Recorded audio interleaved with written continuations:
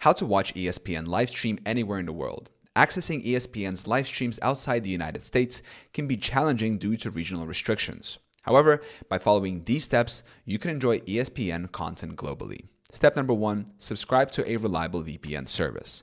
Choose a reputable VPN provider with servers in the United States. Ensure the VPN offers high-speed connections suitable for streaming. Step number 2, install the VPN application. Download and install the VPN app on your preferred device. Step number 3, connect to a US server. Open the VPN app and connect to a server located in the United States. This will assign you a US IP address, allowing access to US-only content. Step number 4, access ESPN. Visit the ESPN website or open the ESPN app on your device. Log in using your ESPN account credentials. If you don't have an account, you'll need to create one and may require a subscription. Step number 5, start streaming. Navigate to the live stream section and select the event you wish to watch.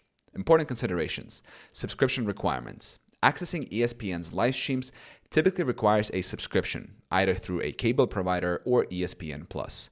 Ensure you have an active subscription to access content. Legal and ethical use. While VPNs can bypass regional restrictions, it's essential to use them responsibly and in accordance with ESPN's terms of service.